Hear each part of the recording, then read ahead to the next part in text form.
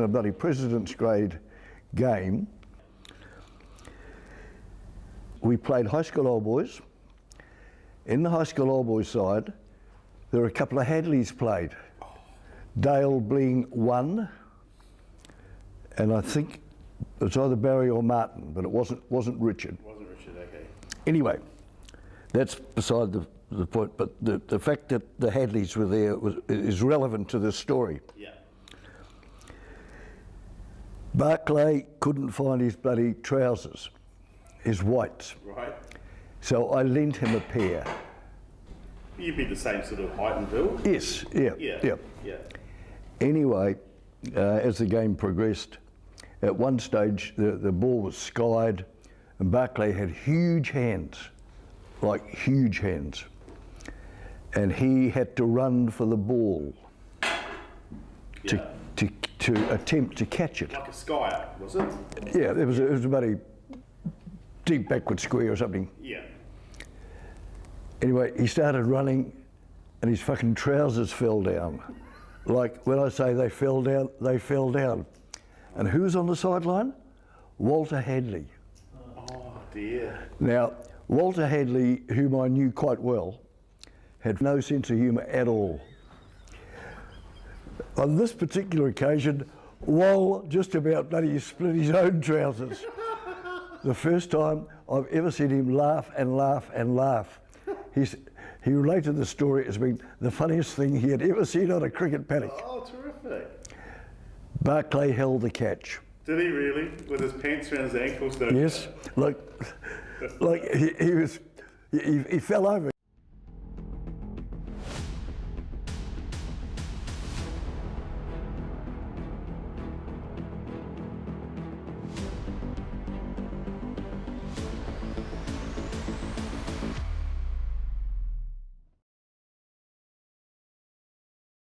John, Fraser Thompson, affectionately known as Tomo.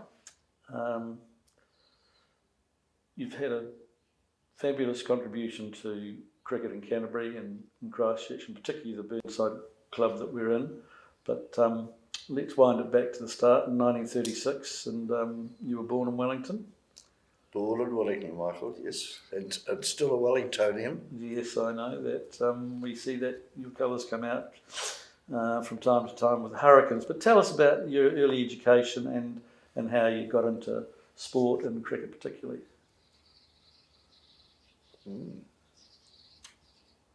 Probably just a natural transgression of a child growing up. Cricket and rugby have been traditionally New Zealand's winter and summer sport.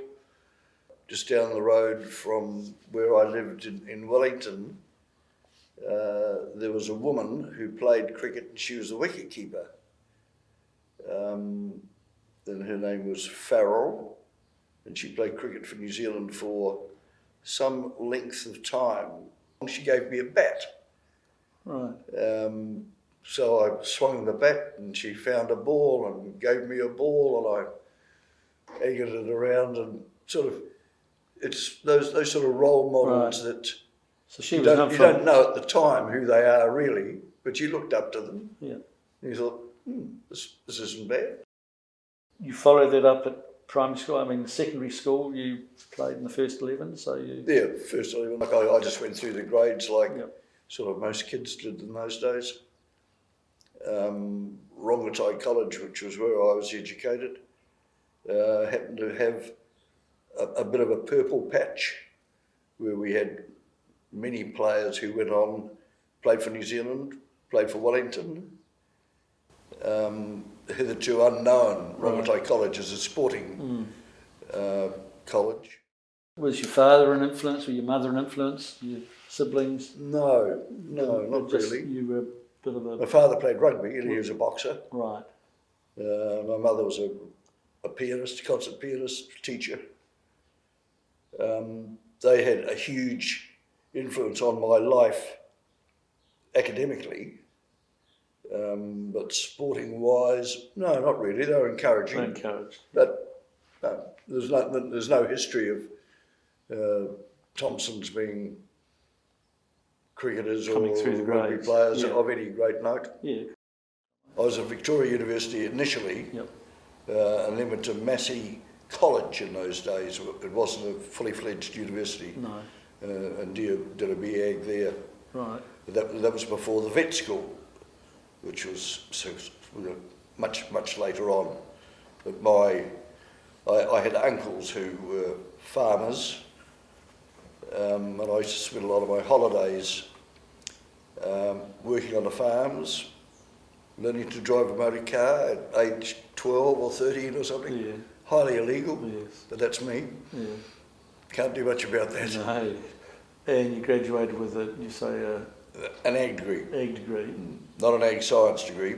So how did that transition into what you chose as a career? I had a friend, or an acquaintance, I think is a better word, who started a veterinary wholesaling business in Auckland, and he was a bit of a revolutionist as well. And together we ran the company in Auckland, and then we opened a branch in Palmerston North, and I was the manager of that. And that involved dealing with vet surgeons throughout the whole of the country in the North Island at that stage. Right. Then I saw an opening in the South Island, and I thought, well, if I can do it for this guy, I can do it for myself. So I came down to the South Island and opened my own business. I had no money, doesn't matter. Bit of Kiwi ingenuity, a bit of bullshit. You took yourself to Auckland.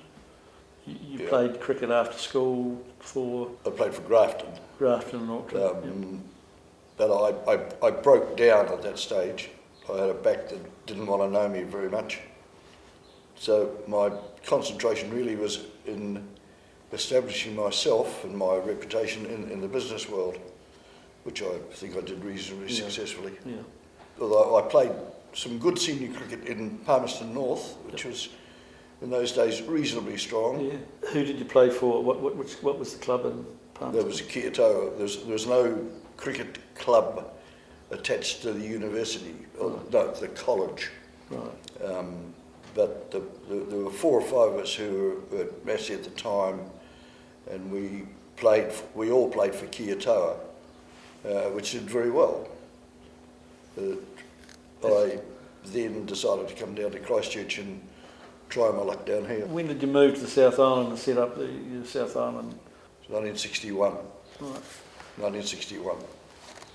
And what drove you towards? In those days, it was West Christchurch University. Yes. Yeah. Situated in HADLEE. In HADLEE. Yeah. Alongside 3 other premier clubs in High School Old Boys, Riccarton and St Albans. Yep. So what made you go? What lured you to West Christchurch? Was it the university side of it, or The university side of it, yeah. So I played for university in Wellington. right? Not in Auckland, obviously, but in Palmerston North. So my association has always been inside sort of university. That includes rugby as well. Yes. Just an affiliation. Sort of people I associated with That's at the right. time. They were professional, semi-professional, Yep. Yep. career-wise. I'm Yep. talking about. You're essentially a bowler Who who could batted. bat. Yeah.